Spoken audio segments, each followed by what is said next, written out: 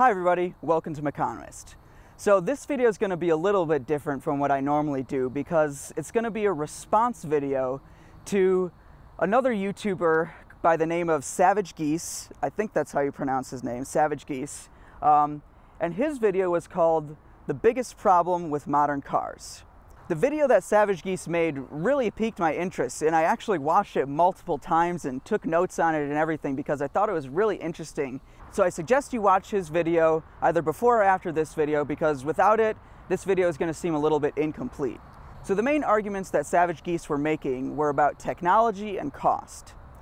When it comes to technology, he's basically saying that the longevity of new car technology is so poor and there's really no plan to update them and make sure that the technology keeps working beyond the sort of 2-year trade-in cycle that manufacturers want you to have. And that kind of ties into his second point, which is about cost to buy and cost to own. As a lover of capitalism and economics and someone who got a degree in economics, this sort of thing just really fascinates me. Before I go any further, I do feel like it's appropriate to remind everybody that I do work for a major manufacturer as a day job. All of the views in this video and all of my other videos are purely personal views, and they have nothing to do with the corporation that I get my regular paycheck from.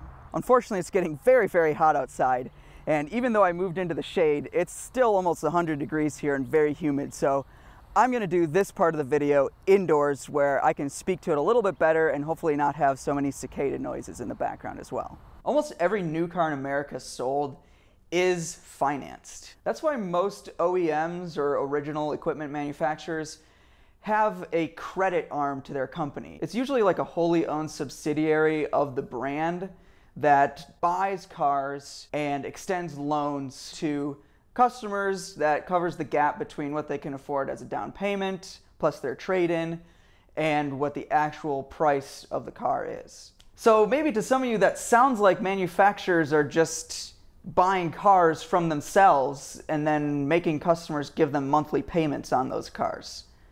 And however, it's pretty much the only way that consumers would be able to afford a brand new car.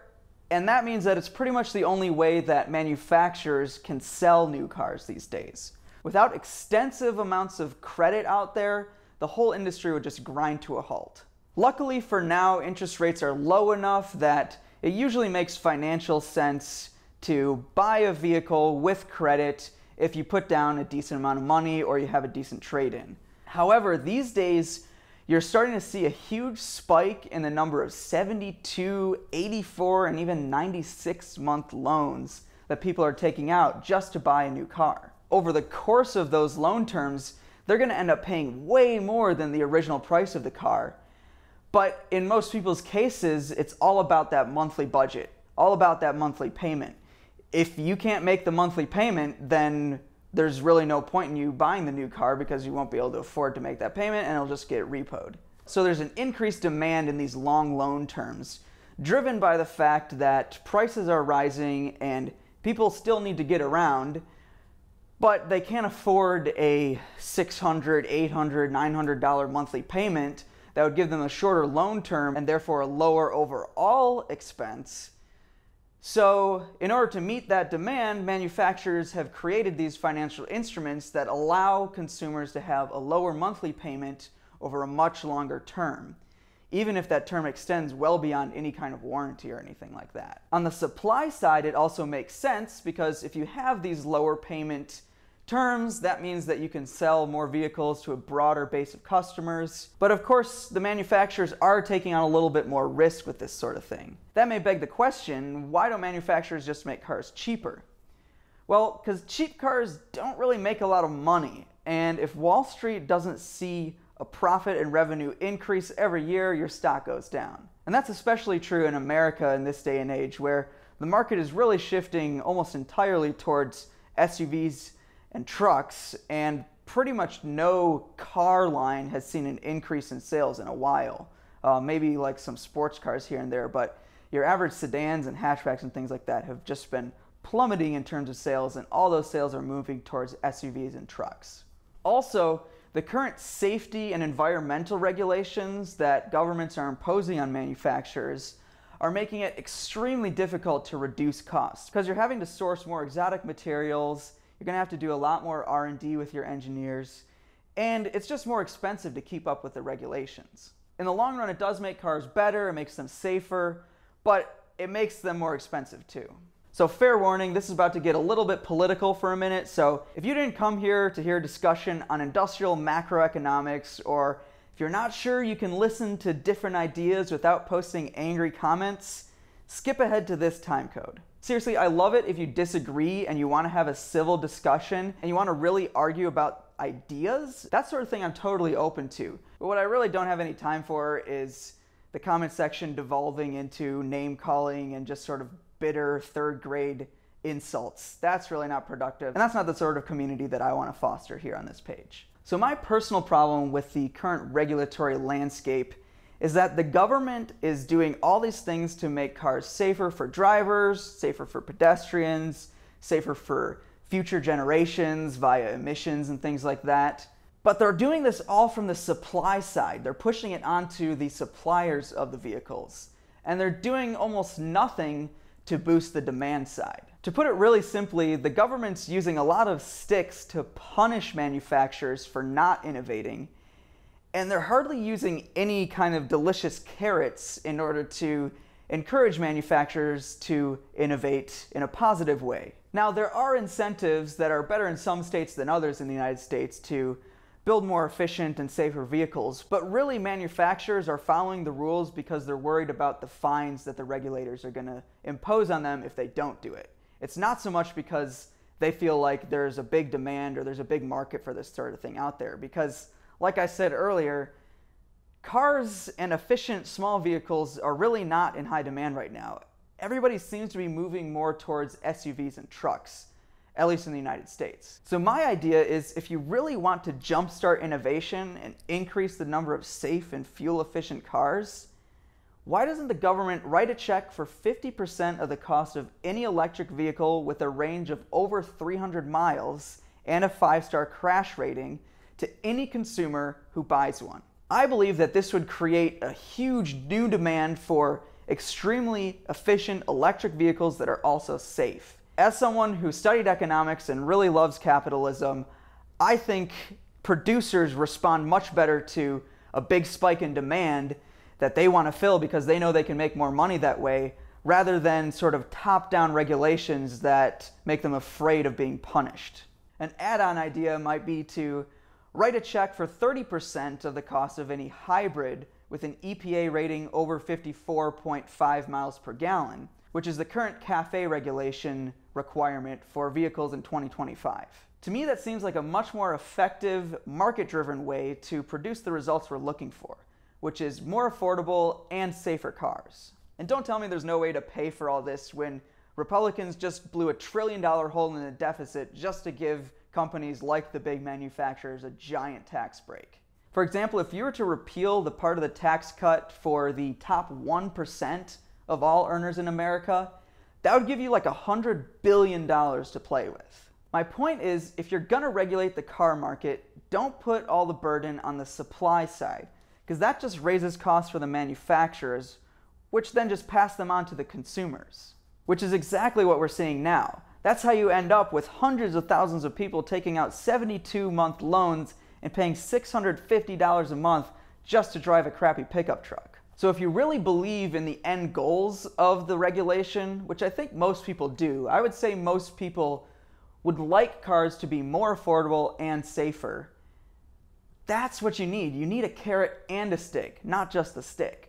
Now, maybe you're watching this and you're more conservative and you think that my ideas are too liberal for you and you want a more market-driven solution. If you wanted to get creatively conservative, you could just take away all the regulations, all the subsidies, open the international trade markets to foreign manufacturers, and tell the American companies that you're not going to bail them out anymore. That would be a real kick in the pants, and it would really force them to start innovating and investing in new technologies and making cars more affordable, because the competition's right around the corner and you're going to go bankrupt if you don't keep up. This idea is pretty risky, and probably politically infeasible because of all the special interests out there. But the manufacturers would be forced to get creative as long as they truly believe that that threat of bankruptcy is true. Part of that risk is that some manufacturers probably will go out of business. But on the other hand, probably new manufacturers and new companies will rise from the dust. Maybe a more conservative approach like this would work, but it all hinges on convincing the manufacturers that you're really not going to bail them out this time. And unfortunately, the government's kind of already shown their hand on that front because they've already bailed out Chrysler and GM. So convincing them that you really are going to let them go out of business this time is going to be a hard sell. And it's going to get even more politically tough when one of those manufacturers does go out of business and the auto union starts lobbying, and you have all these people losing jobs and can't afford to pay rent anymore, and they're going to show up at senators' offices and show up at representatives' offices and protests on the street. That's going to be a really tough landscape to really hold strong and not bail out a manufacturer, especially given that GM and Chrysler and a bunch of the big banks have already called the government's bluff on the whole letting them fail threat. The kind of capitalism that we have in America today works great for the most part, but it has one big flaw or weakness, and that's that people who don't have a family safety net, or people that aren't just really lucky, they don't have any incentive, and there's no rationale for them to take big risks, because chances are those risks won't pay out and then they're going to end up in an even worse situation than they were before. If you have a stronger basic safety net, that will encourage people to take bigger risks and go for that bigger job across town, or take the risk of moving your family to a different city, or take the risk of trying to start your own business from scratch. You see, no country has quite as many opportunities for upward mobility as the United States. But those opportunities are spread out across vast distances, and the opportunity hotspots are quickly changing more than ever now. I know that personally, I needed both a family safety net and a lot of luck to get where I am today, and I'm no millionaire. So I've just laid out a lot of problems and a couple of potential solutions that might help with the whole problem of affordability with cars. Again, those solutions are basically just boost the demand side of the equation so that manufacturers have an incentive to innovate and create new cool products that's not just the government's gonna hit you with a big fine, and create a better safety net so that people feel comfortable with buying a new car that will get them to that higher paying job, because not everybody is born with a family safety net and not everybody is lucky enough that their risks are always going to pay off. Now, maybe some of you think that my subsidies combined with regulations idea isn't liberal enough. What could you do then?